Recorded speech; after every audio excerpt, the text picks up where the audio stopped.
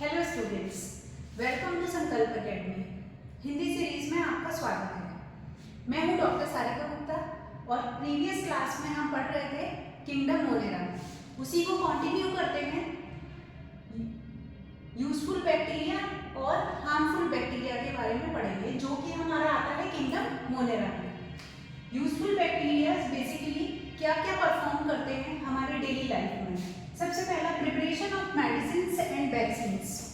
Useful bacteria की help से हम मेडिसिन और वैक्सीन्स को बना सकते हैं। जैसे कि फॉर एग्जांपल स्ट्रेप्टोमाइसिस ग्रेसियस एक बैक्टीरिया है जो स्ट्रेप्टोमाइसिन को प्रिपेयर करता है और स्ट्रेप्टोमाइसिन एक्ट करता है as an antibiotics, means which is used to kill the bacterias.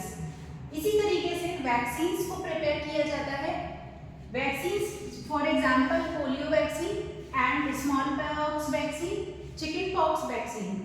ये वैक्सीन्स बेसिकली हम इनएक्टिव बैक्टीरिया और वायरस या फिर जो हमारे बैक्टीरिया या वायरस बहुत ही वीक होते हैं उनको लेकर हम वैक्सीन्स को प्रिपेयर करते हैं। सेकेंड, हमारा बैक्टीरिया हेल्पफुल होता है कर्डलिंग ऑफ मिल्क, मींस जब हम दूध को मिल्क कर्ड में कन्वर्ट करते हैं उस प्रोसेस को हम कहते हैं कर्डलिंग ऑफ मिल्क। और इस प्रोसेस में बेसिकली हमारी जो मिल्क में एक शुगर प्रेजेंट होती है जिसे हम कहते हैं लैक्टोज शुगर। ये लैक्टोज शुगर हमारी कन्वर्ट होती है लैक्टिक एसिड में in presence of lactobacillus bacteria. Means हम कह सकते हैं कि लैक्टोबैसिलस बैक्टीरिया हमारा यूजफुल बैक्टीरिया होता है जो कि लैक्टोज शुगर को लैक्टिक एसिड में कन्वर्ट करता है। और लैक्टिक एसिड का टेस्ट सार होता है, खट्टा होता है। इसी वजह से हमारा जो कर्ड प्रिपेयर होता है वो भी सार टेस्ट का होता है। इसके बाद नेक्स्ट यूज होता है हमारा in the formation of vinegar. Vinegar जो हम किचन में यूज करते हैं, और विनेगर बेसिकली कैसे बनाया जाता है कि जो हमारे फ्रूट जूसेस होते हैं, मींस जो फल होते हैं उनसे हमें जूस ऑब्टेन होता है और इस फ्रूट जूस को हम कन्वर्ट करते हैं एक्टिक एसिड एसिटिक एसिड में। और किसके प्रेजेंस में?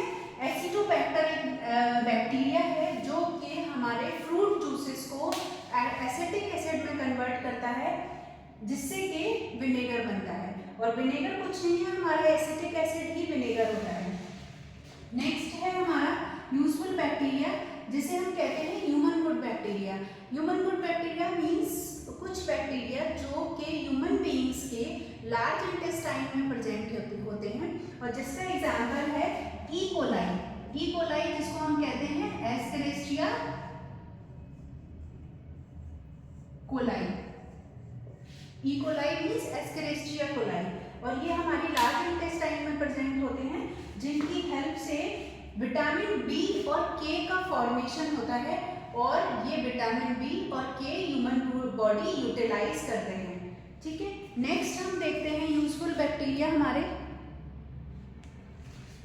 Animal good bacteria. मींस कुछ ऐसे बैक्टीरिया जो कि एनिमल गट में प्रेजेंट होते हैं, और ये एनिमल जैसे कि हर्बीवोरस जो होते हैं, हर्बीवोरस एनिमल्स जो होते हैं, ये हर्बीवोरस एनिमल जैसे कि काऊ, बफेलो, जो कि सेल्यूलोज के डाइजेशन में हेल्प करता है। मींस काऊ बफेलो के जो गट में जो गुड बैक्टीरियाज होते हैं वो सेल्यूलोज के डाइजेशन में हेल्प करते हैं। नेक्स्ट है हमारा प्लांट्स बैक्टीरिया। प्लांट बैक्टीरिया में हमारा आता है राइजोबियम।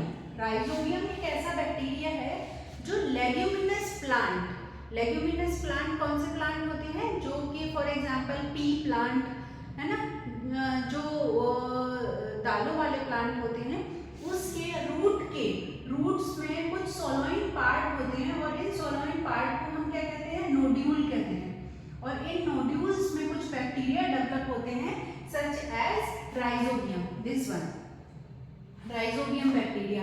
और ये राइजोबियम बैक्टीरिया क्या करते हैं कि एटमॉस्फेरिक नाइट्रोजन को कन्वर्ट कर देते हैं नाइट्रेट्स में इन प्रेजेंस ऑफ राइजोबियम, जिससे ये नाइट्रेट्स जो है वो एज न्यूट्रिएंट्स एब्जॉर्ब कर लिया जाता है प्लांट्स के थ्रू।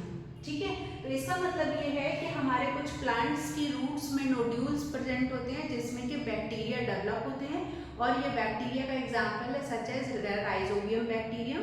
और ये राइजोबियम बैक्टीरियम एटमॉस्फेरिक नाइट्रोजन को नाइट्रेट्स में कन्वर्ट करता है, इस नाइट्रेट्स को as a nutrient plants absorb करते हैं और उनको बैक्टीरियंट्स ऑब्टेन होता है। अच्छा, तो ऐसे प्लांट्स को हम होस्ट प्लांट कहते हैं।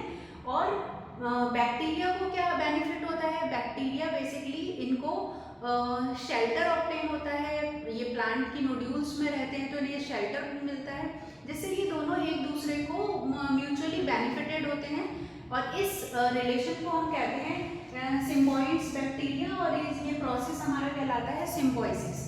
Means when two organisms benefit to each other, this process is called as symbiosis. Okay, इसके बाद नेक्स्ट बैक्टीरिया है हमारा सेप्रोफाइटिक बैक्टीरिया।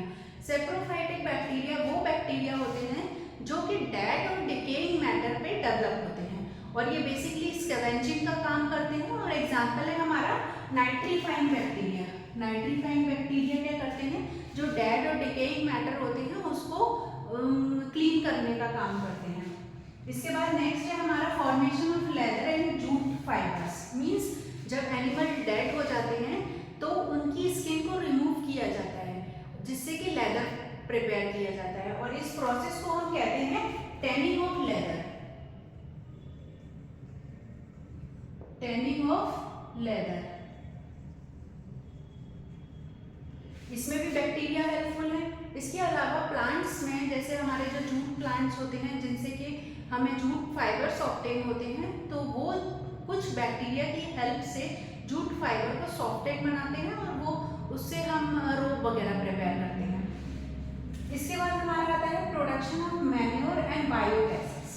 तो बेसिकली मैन्योर आपको पता है कि हम काउ डंग जो होता है या बफेलो डंग होता है, उससे जब बैक्टीरिया उसमें डेवलप होते हैं तो उससे हमारा मैन्योर प्रिपेयर होता है, और इस मैन्योर को हम सॉइल में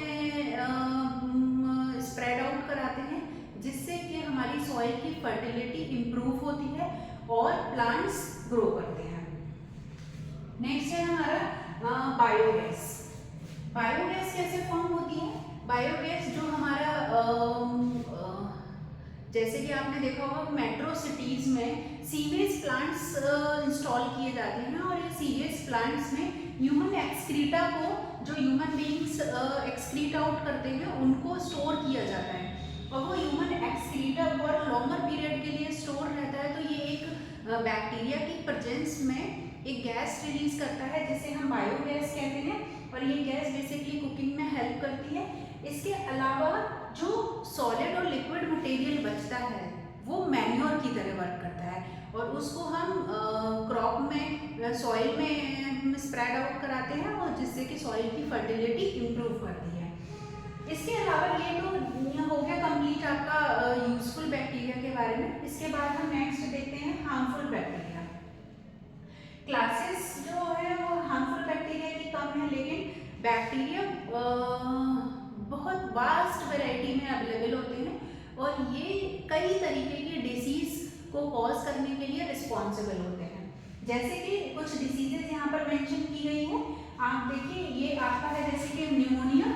निमोनिया जो है वो एक बैक्टीरियल डिसीज है, और ये स्ट्रेप्टोकोकस निमोनियाe ये एक बैक्टीरिया है जिसके थ्रू कॉज होती है।